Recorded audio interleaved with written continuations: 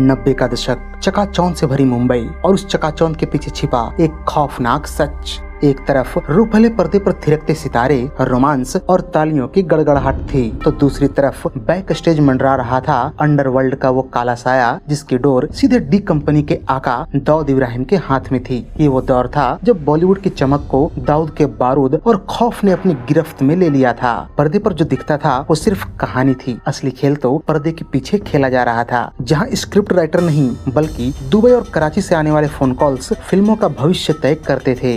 Gangsters का फिल्मों में पैसा लगाना, मनपसंद हीरो हीरोइन को कास्ट करने के लिए प्रोड्यूसर्स को धमकाना और बात न मानने पर सीधे गोलियों से बात करना, यह कोई फिल्मी सीन नहीं है बल्कि उस दौर के बॉलीवुड की कड़वी सच्चाई थी। गुलशन कुमार समेत कई फिल्मी हस्तियों की सरेआम हत्या से लेकर कई बड़े सितारों को मिलने वाली फिरौती की धमकियों ने माया नगरी को दहशत के ऐसे दलदल में धकेल दिया था जहाँ से निकलना नामुमकिन लग रहा था। यह दास्तां सिर्फ अंडरवर्ल्ड और सिनेमा के नेक्सस की नहीं है, यह कहानी है उस दौर की जब भारतीय सिनेमा के सबसे खूबसूरत दौर को दाऊद इब्राहिम के आतंक ने अपने काले साये में कैद कर लिया था। अब यहाँ ये सवाल उठता है कि आखिर दाऊद इब्राहिम का बॉलीवुड से कनेक्शन कैसे बना और उसने यहाँ अपनी धाक कैसे जमाई। असल में दाऊद इब्राहिम का बॉलीवुड में कोई एक दिन में कनेक्शन नहीं बना था, यह एक सोची समझी क्रोनोलॉजी थी जिसकी शुरुआत 70 के दशक के आखिर में हुई और 90 के दशक तक आते आते इस कनेक्शन ने पूरे बॉलीवुड को अपने गहरे सिकंजे में ले लिया। इस नेक्सस के बनने के पीछे 4 बड़े कारण थे जिन्होंने दाऊद को माया नगरी का अघोषित गॉडफादर बना दिया। इस सिलसिले की शुरुआत दाऊद ने नहीं बल्कि उससे पहले के डॉन हाजी मस्तान ने की थी। हाजी मस्तान को फिल्मों का शौक था और वह फिल्मों में पैसा लगाता था। दाऊद ने उसी मॉडल को बड़े पैमाने पर अपनाया। दाऊद के पास तस्करी और हफ्ता वसूली के बेशुमार काला धन आ रहे थे और वो इसे सफेद करने की फिराक में था। याद रहे कि उस दौर में फिल्मों को उद्योग का दर्जा नहीं मिला था, इसलिए फिल्म निर्माण के लिए बैंकों से लोन नहीं मिलता था। दाऊद ने इस मौके का फायदा उठाया और प्रोड्यूसर्स को कैश में पैसा देना शुरू कर दिया। बॉलीवुड के लिए ये अपनी फिल्मों को फाइनेंस करने का सबसे आसान तरीका बन गया और दाऊद के लिए काले धन को सफेद करने का। 80 के दशक में दाऊद इब्राहिम बम्बई छोड़कर दुबई भाग गया। वहाँ उसने अपनी धाक जमाने के लिए शारजा में हो रहे क्रिकेट मैचों और अपने आलीशान कोठियों में महफिलें जमानी शुरू कर दी। दुबई की इन पार्टीज में बॉलीवुड के ए लिस्टर्स, बड़े सितारे, डायरेक्टर्स और प्रोड्यूसर्स को बाकायदा न्योता भेजा जाता था। शुरुआती दौर में कई सितारे ग्लैमर, महंगे गिफ्ट्स और दुबई के रसूख के आकर्षण में वहाँ गए भी, लेकिन धीरे धीरे यह शौक एक ऐसी मजबूरी बन गया जिसे ठुकराने की हिम्मत किसी में नहीं थी। खैर, जब दाऊद का पैसा फिल्मों में लगने लगा तो उसने सिर्फ मुनाफे पर हक नहीं जताया बल्कि फिल्मों की स्क्रिप्ट और कास्टिंग भी तय करने लगा। दुबई या कराची से एक फोन कॉल आता था कि फला हीरो को फिल्म में ले लो या इस एक्ट्रेस को साइन कर लो। प्रोड्यूसर्स और डायरेक्टर्स के पास ना कहने का ऑप्शन ही नहीं था। अगर कोई मना करता तो उसे और उसके परिवार को जान से मारने की धमकियां मिलने लगती थी। 90 के दशक में दाऊद की डी कंपनी ने फिल्मों के ओवरसीज डिस्ट्रीब्यूशन राइट्स यानी कि विदेशों में फिल्म रिलीज करने के अधिकार और वीडियो कैसेट्स पायरेसी के धंधे पर पूरी तरह से कब्जा कर लिया। उस जमाने में खाड़ी देशों और ब्रिटेन में भारतीय फिल्मों की भारी डिमांड थी। दाऊद के गुर्गे जबरन बेहद कम दामों में इन फिल्मों के ओवरसीज राइट्स प्रोड्यूसर से लिखवा लेते थे और अगर कोई विरोध करता तो उसे डरा धमका कर चुप कर दिया जाता।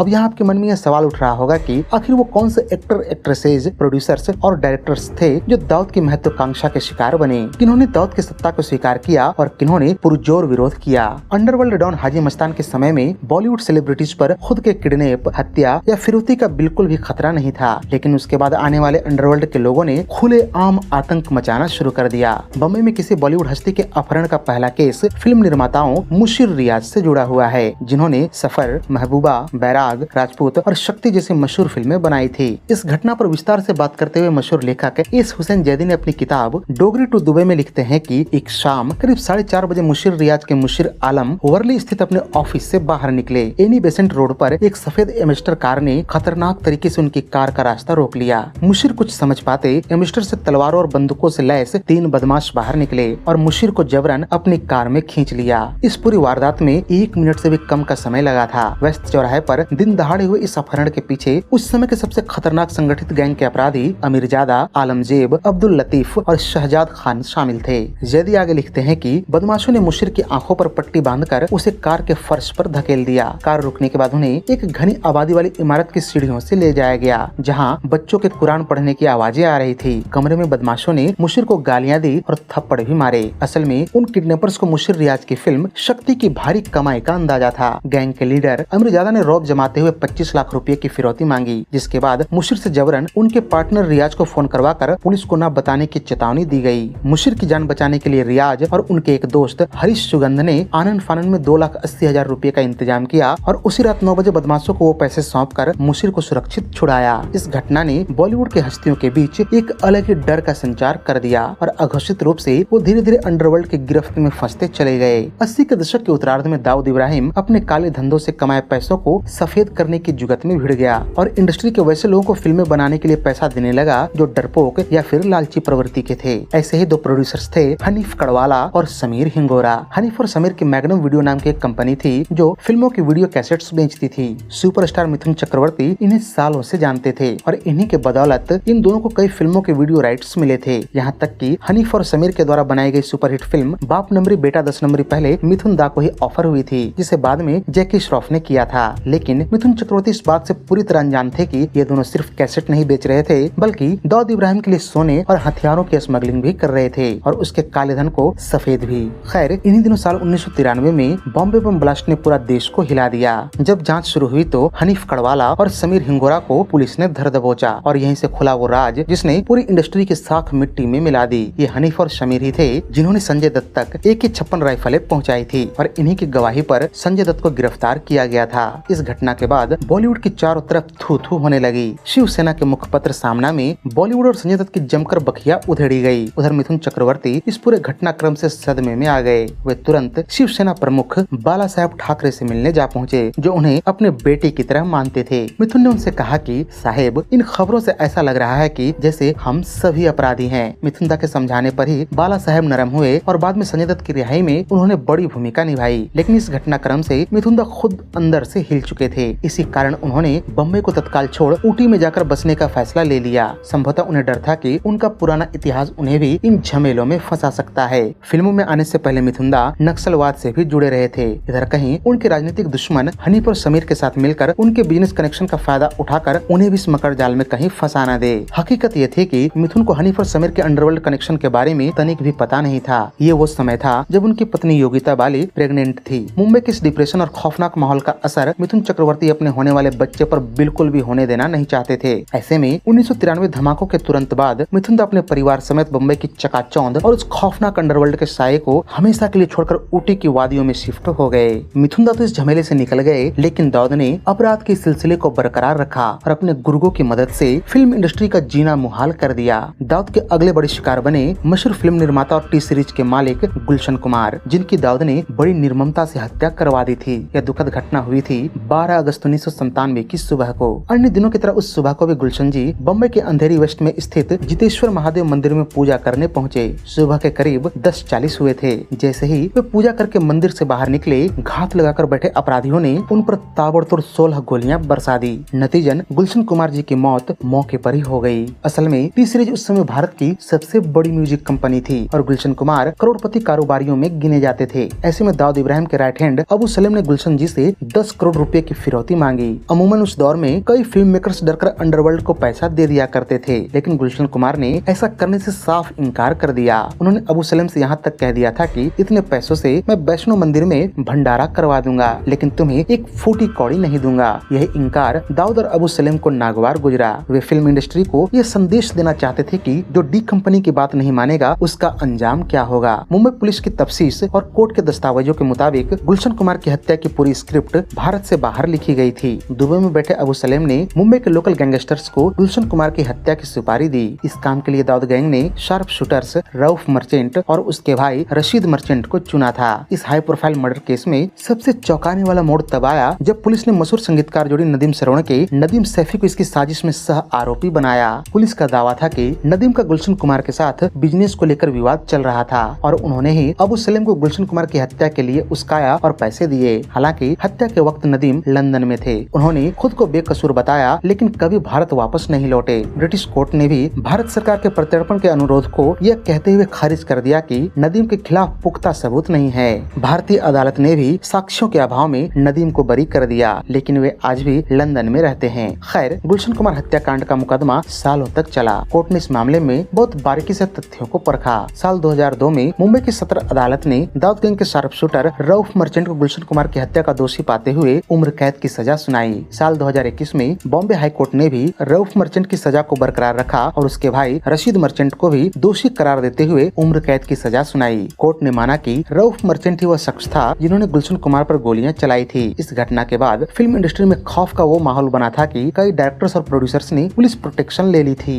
गुलशन कुमार के बाद डी कंपनी के अगले शिकार बने मशहूर अभिनेता व निर्माता निर्देशक राकेश रोशन। इस घटना की शुरुआत होती है 14 जनवरी 2000 को, जब उनकी फिल्म रिलीज हुई थी कहो ना प्यार है। इस फिल्म ने बॉक्स ऑफिस के सारे रिकॉर्ड तोड़ दिए और रातों रात एक नया सुपरस्टार पैदा हुआ जिसका नाम था ऋतिक रोशन। हर तरफ रोशन परिवार के कामयाबी के चर्चे थे, लेकिन इस ऐतिहासिक जीत के ठीक एक हफ्ते बाद 21 जनवरी 2000 को मुंबई की सड़कों पर जो हुआ उसने पूरे देश के होश उड़ा दिए। 21 जनवरी की शाम Rakesh Roshan Santa cruise waste स्थित अपने ऑफिस से बाहर निकलकर अपनी कार की तरफ बढ़ रहे थे। तभी अचानक दो अज्ञात हमलावर उनके करीब आए और उन पर ताबड़तोड़ फायरिंग शुरू कर दी। राकेश रोशन को 2 गोलियां लगी, एक उनके हाथ में और दूसरी उनकी छाती को छूती हुई हड्डी के पास जाकर फंस गई। हमलावर उन्हें मरा हुआ समझकर मौके से फरार हो गए, लेकिन राकेश रोशन ने गजब की हिम्मत दिखाई। खून से लथपथ होने के बावजूद वो खुद कार चलाकर सीधे नजदीक के पुलिस स्टेशन पहुंचे ताकि हमलावरों को तुरंत पकड़ा जा सके। वहां से उन्हें नानावती अस्पताल ले जाया गया, जहां डॉक्टरों ने वक्त रहते उनकी जान बचा ली।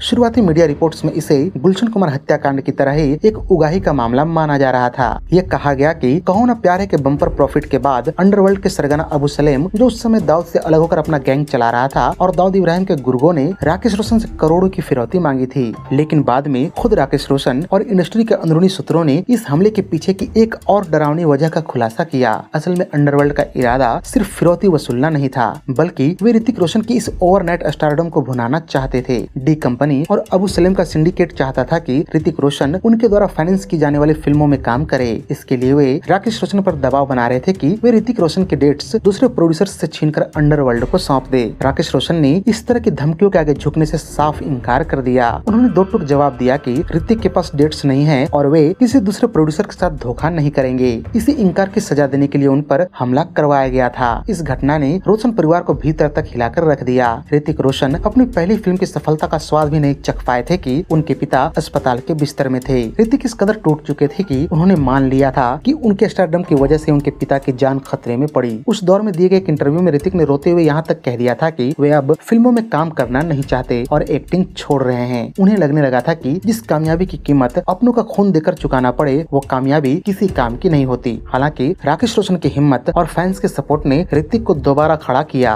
राकेश रोशन पर हुआ यह हमला 90 के दशक से चल रहे अंडरवर्ल्ड के आतंक की आखिरी बड़ी किस्तों में से एक था। गुलशन कुमार और राकेश रोशन के अलावा भी कई फिल्म प्रोड्यूसर्स दाऊद के शिकार बने थे। प्रोड्यूसर मुकेश दुग्गल को तो आप जानते ही होंगे। गुलशन कुमार की हत्या के कुछ महीने पहले 7 मार्च 1997 को मुंबई के अंधेरी इलाके में इन्हीं मुकेश दुग्गल की सरेआम गोलियों से भूनकर हत्या कर दी गई थी। मुंबई पुलिस की तफ्तीश में सामने आया था कि दुग्गल का अंडरवर्ल्ड के साथ पैसों का लेन देन और फिल्मों के ओवरसीज राइट्स को लेकर विवाद था। डी कंपनी के इशारे पर ही इस हत्या को अंजाम दिया गया था ताकि पूरी इंडस्ट्री में डर का माहौल बनाया जा सके। इस घटना से सालों पहले वर्ष 1994 में एक और फिल्म प्रोड्यूसर जावेद सिद्दीकी की बम्बई में बेरहमी से हत्या कर दी गई थी। जांच में पाया गया था कि सिद्दीकी दाऊद इब्राहिम के गुर्गे छोटा शकील के जबरन वसूली की मांग को मानने से साफ इनकार कर दिया था। त्रिदेव, विश्वात्मा और मोहरा जैसी मशहूर फिल्में बनाने वाले निर्माता निर्देशक राजू राय भी दाऊद के राडार में आ गए थे। असल में हुआ यूं था कि साल 1997 में दाऊद के गिरोह ने राजू राय से भारी भरकम प्रोटेक्शन मनी की मांग की,